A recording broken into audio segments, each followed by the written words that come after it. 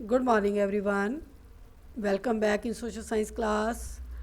Dear students, today we will continue our chapter 2. The name of the chapter is Natural Resources. और इस chapter के अंदर हमने 3 natural resources पढ़ लिए हैं। पहला रिसोर्स पढ़ा है हमने लैंड, उसके बाद हमने पढ़ा है सोयल, और लास्ट टॉपिक हमने स्टार्ट कर लिया था। लास्ट वीडियो में हमने वाटर के बारे में डिस्कस किया, उसकी डिस्ट्रीब्यूशन कैसे है, अर्थ के ऊपर कितना वाटर जो है फ्रेश वाटर अवेलेबल है और वो किस फॉर्म में पाया जाता है।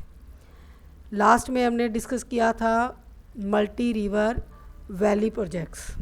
रिवर्स के ऊपर जो बड़े बड़े डैम बनाए गए हैं उसे हम कौन कौन से अपने ऑब्जेक्टिव्स को सॉल्व किया है, कौन कौन से पर्पसेस के लिए हमने उसको यूज़ किया है, और उसकी जो मेरिट्स हैं, उसके क्या बेनिफिट्स हैं, वो हमने डिस्कस कर लिया है। अब आज हम क्या करेंगे, today we will discuss about the demerits of the dams. Dams are very useful for various purposes, but large dams have come under a lot of criticism for environmentalists as they are causing of ecological problems. Dams जो है बहुत useful हैं, बहुत सारे हमारे purpose इससे solve हुए हैं, लेकिन बहुत लंबे समय के बाद अब इसके डीमेरिट सामने आ रहे हैं। जो एनवायरमेंटलिस्ट हैं, जो पर्यावरणविद हैं, जिनको चिंता है पर्यावरण की, वो डैम्स को क्या कहते हैं कि डैम्स के बेनिफिट्स कम है और इसके जो डीमेरिट्स हैं, जो इसकी कमियां हैं, शॉर्ट कमिंग है, वो ज़्यादा सामने आ रही हैं। और क्रिटिसिज्म क्या होता है, आलोचना, यानी कि एनवायरमेंटलिस्ट इन डैम्स की आलोचना भी कर रहे हैं। क्यों कर रहे हैं? क्योंकि they are causing ecological problems. अब इकोलॉजिकल प्रॉब्लम्स क्या है? इकोलॉजिकल प्रॉब्लम्स में सबसे पहले क्या आता है, extensive forest submerge under water. जब बड़े डैम बनाए जाते हैं रिवर्स के ऊपर, तो बड़े डैम बनाने के लिए बहुत सारा एरिया कवर किया जाता है। उससे क्या होता है, जो भी उस एरिया के अंदर फॉरेस्ट हैं वो सब काट दिए जाते हैं। पेड़ पौधे जो हैं वो काट कर डैम बनाए जाते हैं। रिवर जो वाटर है वो डाइवर्टेड होता है, क्योंकि रिवर वाटर, रिवर्स क्या होती हैं, एक कैनल्स होती हैं, रिवर्स होती है। रिवर जो है नेचुरल है, वो नेचर ने उनको खुद बनाया, उनको खुद रास्ता दिया है। लेकिन जब डैम बना लेते हैं तो उसमें से कैनल्स निकाली जाती हैं बेटा। तो कैनल्स जो हैं वो मैन मेड हैं। अब रिवर वाटर जो है वो अपने आप क्या हो रहा है, डाइवर्ट हो रहा है, क्योंकि डैम्स बनने की वजह से वो अपने अकॉर्डिंग नेचुरली वो फ्लो नहीं कर पाती, उनकी डायरेक्शन चेंज हो चुकी है। Aquatic life gets affected. जो जीव जंतु हैं, जो एक्वेटिक लाइफ क्या होती है, जो पानी के अंदर रहते हैं, उनके ऊपर, उनकी लाइफ के ऊपर भी इस चीज़ का असर पड़ रहा है। जब डैम बना दिए जाते हैं तो सिल्ट जो है इकट्ठी हो जाती है, तो उसमें एक्वेटिक लाइफ के ऊपर भी असर पड़ता है, क्योंकि वो फ्रीली उसमें नहीं रह सकते, सिल्ट के अंदर, गाद के अंदर। जो पॉपुलेशन है वो भी डिस्प्लेस होती है। जब डैम बनाए जाते हैं किसी एरिया में तो वहाँ पर पॉपुलेशन नहीं रह सकती, क्योंकि उस एरिया को खाली करवा के वहाँ पर बड़े बड़े डैम बनाए जाते हैं। अब रिजल्ट इन सॉइल इरोजन, तो जो फ्लड्स हैं उनको रोकने के लिए डैम बनाए हैं। अब डैम ही जो हैं वो क्या कर रहे हैं, फ्लड्स के लिए एक कारण बन रहे हैं। सॉइल इरोजन हो रही है, जब पेड़ पौधे काट दिए जाते हैं तो उससे क्या होता है, वो लैंड जो है वो खाली हो जाती है पेड़ पौधों से। उससे क्या होगा, सॉइल इरोजन होगी। और जैसे ही बड़े बड़े डैम बना दिए जाएंगे फ्लड्स को रोकने के लिए, तो उन रिजर्वर्स के अंदर मैंने पहले भी डिस्कस किया था कि सिल्ट जमा हो जाती है, अवसाद ज़्यादा, मिट्टी गाद ज़्यादा जमा हो जाती है, ठीक है। तो उससे जैसे ही रेनफॉल होती है तो वो रिजर्वर ओवरफ्लो हो जाते हैं, उनको कैनल्स के थ्रू निकालना पड़ता है वाटर को, और आसपास के इलाकों में क्या आ जाता है, फ्लड आ जाता है। तो बहुत ज़्यादा इसके डीमेरिट्स भी हैं, दोनों ही इम्पोर्टेंट है, मेरिट्स भी और डीमेरिट्स भी। तो डैम बनाने से हमें क्या क्या नुकसान है, क्या क्या फ़ायदे हैं, वो हमने पढ़ लिया है। अब वाटर कंजर्वेशन मेथड्स पढ़ेंगे कि कौन से मेथड्स को अडॉप्ट करके हम वाटर को कंजर्व कर सकते हैं। रिवर वाटर को पोल्यूटेड कर रहे हैं हम लोग, उसको कंजर्व कैसे किया जा सकता है। लास्ट टॉपिक है ये, water is an indispensable resource. इसका भी कोई हम मूल्य नहीं दे सकते। वाटर क्या है हमारे लिए, एक प्रीशियस है, नेचुरल रिसोर्स है। The sources of water are limited and are reducing every year. जो वाटर के सोर्सेज हैं, एक रेनफॉल ही है मेन वाटर का सोर्सेज, क्योंकि वो रिसाइकलिंग में हेल्प करता है वाटर की, तो वो लिमिटेड है और रिड्यूस भी हो रहा है, यानी कि रेनफॉल की जो है क्वांटिटी कम हो रही है due to the effects of global warming. इसके ऊपर किस चीज़ का इफ़ेक्ट पड़ रहा है, जो टेम्परेचर इंक्रीज़ हो रहा है अर्थ के ऊपर। Frequency of rain has also become unpredictable. अब रेनफॉल तो क्या है, अनप्रिडिक्टेबल है, कोई भी इसकी प्रिडिक्शन नहीं कर सकता, कोई भी एडवांस में उसका आइडिया नहीं लगा सकता कि रेनफॉल होगी। तो वो किसके ऊपर डिपेंड करता है, मानसून के ऊपर, ठीक है। Therefore it is very essential for us to conserve it. इसलिए जो अनप्रिडिक्टेबल सोर्स है रेनफॉल जो है, वो रिसाइकल हो या ना हो, ये अनप्रिडिक्टेबल है। इससे पहले भविष्यवाणी नहीं की जा सकती, क्योंकि ये एक नेचुरल प्रोसेस है और ये हमारे लिए एसेंशियल भी है, इम्पॉर्टेंट भी है। तो इस वाटर को जो अवेलेबल है उसको कंजर्व कैसे किया जा सकता है, उसके कुछ मेथड्स हैं जिनसे हम डिस्कस करेंगे। Following are the some of the ways by which water can be conserved. Available water को कंजर्व कैसे किया जा सकता है। फर्स्ट है वाटर हार्वेस्टिंग करके। It is the method of saving surface water run off. Water harvesting क्या होता है, जैसे हम खेती बाड़ी करते हैं, प्रोडक्शन करते हैं, ऐसे ही हम रेनफॉल को भी हार्वेस्ट कर सकते हैं, उसको सेव कर सकते हैं। उस जो भी वाटर जो है रेन के थ्रू आता है उसको हम स्टोर करके, ठीक है, हम वाटर को बचा सकते हैं। Surface water run off can be minimised by having vegetation cover to improve underground storage. Surface run off को, जो वाटर का रन ऑफ है, यानी कि वाटर रिवर्स में चला जाता है रेन वाटर, और वो फिर जाकर सीज़ में मर्ज हो जाता है और वो हमारे लिए यूजेबल नहीं रहता। तो इसी रन ऑफ को रोकने के लिए, मिनिमाइज़ करने के लिए हमें क्या करना पड़ेगा, ज़्यादा से ज़्यादा वेजिटेशन को ग्रो करना पड़ेगा, ताकि जो पेड़ पौधे हैं वो वाटर को रोक सकें और उसका अंडरग्राउंड सीपेज हो सके, यानी कि वो बह ना जाए, वो वाटर वहीं पर रुककर अंडरग्राउंड चला जाए। और अंडरग्राउंड वाटर जो है फ्रेश वाटर होता है और वो हमारे लिए बहुत ही ज़्यादा यूजेबल होता है। Demand of water for industries can be met by the recycled water. अब इंडस्ट्रीज़ के अंदर जो वाटर की डिमांड है वो सबसे ज़्यादा है, क्योंकि इंडस्ट्री बहुत ज़्यादा डेवलप हो रही हैं।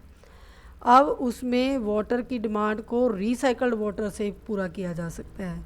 जो वाटर पोल्यूटेड हो जाता है उसको रिसाइकल करके हम अपनी इंडस्ट्रीज़ की नीड्स को फुलफ़िल कर सकते हैं, क्योंकि इंडस्ट्रीज़ के अंदर भारी मशीनरी होती है, उन मशीनों को ठंडा करने के लिए वाटर की ज़रूरत होती है। तो उसको फ्रेश वाटर को यूज़ ना करके हम जो रिसाइकल्ड वाटर है उसको ही यूज़ कर सकते हैं अपनी इस इंडस्ट्रीज़ की नीड को पूरा करने के लिए। नेक्स्ट है domestic demand can be also reduced by using modern method of recycling. Domestic demand जो घर के अंदर वाटर यूज़ होता है, चाहे हम उसको नहाने के लिए यूज़ करें या खाना बनाने के लिए यूज़ करें, उसको भी हम रिसाइकलिंग करके वाटर को फुलफ़िल कर सकते हैं। Already used water can be reused by watering plants, flushing toilets. जो भी वाटर हमारे पास अवेलेबल है घर में, उस वाटर को हम रीयूज़ कर सकते हैं, यानी कि जो वाटर किचन में वेस्ट होता है उसको प्लांट्स के अंदर यूज़ कर सकते हैं, टॉयलेट्स के अंदर यूज़ कर सकते हैं, या हम अपनी गाड़ियों साफ़ करने के लिए जो वाटर फ्रेश वाटर को वेस्ट करते हैं उसको भी रोक कर हम रिसाइकल्ड वाटर को यूज़ कर सकते हैं बेटा, रीयूज्ड वाटर को। Water can be saved by adopting modern method of irrigations such as drip और ट्रिकल इरीगेशन टेक्निक्स। इरीगेशंस जो एग्रीकल्चर के अंदर ज़रूरत है वाटर की, उस वाटर को भी हम जो है एक टेक्निक के द्वारा फुलफ़िल कर सकते हैं। नीचे पिक्चर में दिखाया हुआ है, देखो ट्रिकल मेथड्स, पाइप्स लगी हुई हैं खेतों के अंदर। हम इन पाइप्स के थ्रू वाटर को प्लांट्स तक भेज सकते हैं ताकि आसपास की जो वेस्टेज है वाटर की वो स्टॉप हो सके। देखो ये स्प्रिंकलर्स लगे हुए हैं, यानी कि ये भी प्लांट्स तक वाटर को इजीली अवेलेबल करवाने के लिए मेथड यूज़ किया जाता है एग्रीकल्चर में। इससे भी वेस्टेज रिड्यूस होती है। इस तरीके से हम वाटर को कंजर्व कर सकते हैं बेटा। नेक्स्ट है rain water can be impounded by making dams across the river. Dams को बनाकर रिवर्स के ऊपर हम इम्पाउंड यानी कि स्टोर कर सकते हैं। Water can be conserve by installing water fixture such as sensor taps public places. Water को कंजर्व कर सकते हैं। जो वाटर फिक्सचर हैं जो पब्लिक प्लेसेस के ऊपर टैप्स लगी होती हैं, वो सेंसर टैप्स देखा आपने यूज़ किया होगा, बड़े बड़े होटल्स के अंदर भी सेंसर टैप्स होती हैं। जैसे ही हम वो टैप के नीचे हैंड करते हैं तो वाटर आ जाता है, हाथ को हटाते हैं तो वाटर बंद हो जाता है। तो ये सेंसर लगाने चाहिए पब्लिक प्लेसेस पर ताकि जो वाटर वेस्ट होता है वो रोका जा सके बेटा। तो कंजर्व करने के बहुत सारे मेथड्स हैं। हम घर में भी वाटर को मिनिमम यूज़ करके उसकी वेस्टेज को रोककर अपनी नीड्स को भी पूरा करें, उसकी वेस्टेज को भी रोकें। इसी को कहते हैं सस्टेनेबल। तो वाटर को कंजर्व किया जा सकता है अगर हम इनिशिएटिव लेते हैं। तो एज ए स्टूडेंट हमें ये इनिशिएटिव लेना चाहिए। जो टैप ऐसे ही चलती रहती हैं जिनका कोई यूज़ नहीं वाटर का, उसको रोकना चाहिए, टैप को बंद कर देना चाहिए।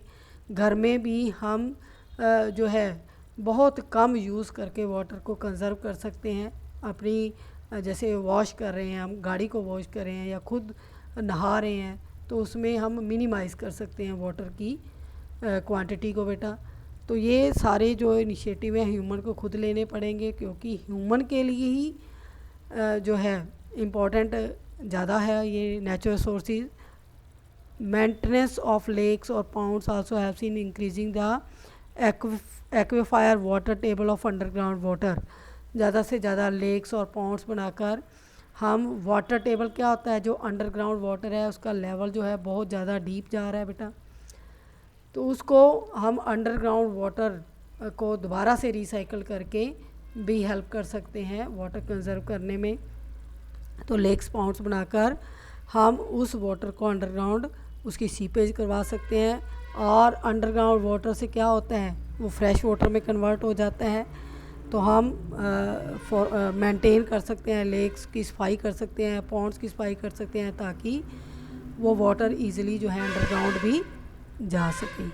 Water can be conserve by educating और sensitizing peoples towards the urgent needs to conserve water, not to waste fresh water.